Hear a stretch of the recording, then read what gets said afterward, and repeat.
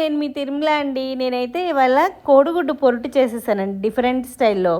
మనకి ఎగ్గుతో బోలెడన్ని వెరైటీస్ ఉన్నాయి కదా, డిఫరెంట్గా చేసుకోవచ్చు. పిల్లలు అలా మార్చి మార్చి చేస్తూ ఉంటే ఇష్టంగా తింటారు కదా. ఇదైతే చపాతీలోకి, పూరీలోకి, వైట్ రైస్లోకి, కలర్ రైస్లోకి ఎందులోకైనా అద్భుతంగా ఉంటుంది. టేస్ట్ అయితే నెక్స్ట్ లెవెల్ అనమాట.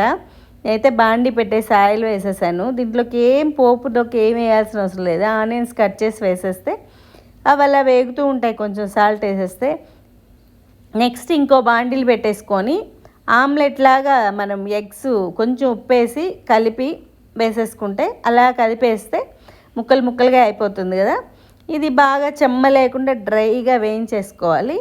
ఈలోపు మనకి అక్కడ ఆనియన్స్ కూడా వేగిపోతాయి అన్నమాట. ఆనియన్స్ బాగా కలర్ షేడ్ అయ్యేలాగా వేగాలి, అవి తడి లేకుండా అనమాట.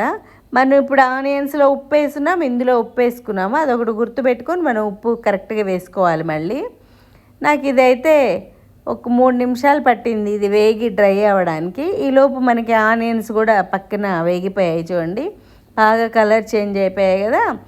ఆనియన్స్ ఏంటంటే కోడిగుడ్డు పొరటికి కానీ ఇంకా మనం ఏ కర్రీస్ చేసుకున్న బాగా బ్రౌన్ షేడ్ వస్తేనే ఆనియన్స్ టేస్టీగా ఉంటాయి. చెమ్మ ఏమి ఉండకూడదు. చెమ్మ ఉండి కొంచెం పచ్చిగా ఉన్న కసకస అని తగులుతాయి అన్నమాట. అలా బ్రౌన్గా వేగేసాయి అనుకోండి, అవి కలిసిపోయి దాని టేస్ట్ తెలియదు అనమాట. ఇప్పుడు మనం అలా కలిపి పెట్టుకున్న ఆమ్లెట్ కూడా వేసేసి దీంట్లోకి ఏమి వేయాల్సిన అవసరం లేదండి. ఉప్పు, కారం, పసుపు అంతే. ఆల్రెడీ మనం ఉప్పు వేస్తున్నాం కాబట్టి కారము పసుపు వేసేసుకొని కొంచెం కొత్తిమీర కానీ కరివేపాకు వేసుకొని కలిపేసుకుంటే సరిపోతుంది. నేను కొత్తిమీర కూడా వేయలేదు, కరివేపాకు ఒక్కటే వేసాను. కలిపేసుకొని సిమ్లో పెట్టేసి ఆ చిటపట అని వేగుతుంది అనమాట. దాంట్లో ఉన్న తడంతా అయిపోయిన వరకు ఇలా చేసుకుంటే కోడిగుడ్డు పొరుటు వాసన రాదనమాట. మామూలు పొరుటు మనం చేసుకుంటే స్మెల్ వస్తుంది కదా చల్లారిపోయేసరికి. ఇలా చేసుకుంటే ఈవినింగ్ వరకు ఉన్నా కానీ సేమ్ స్మెల్ సేమ్ టేస్ట్తో ఉంటుంది.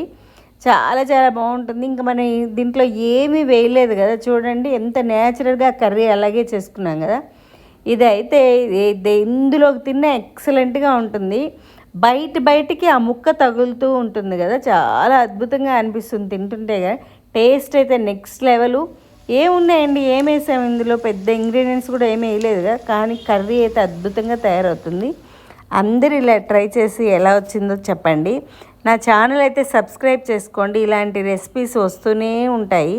Thank you very much.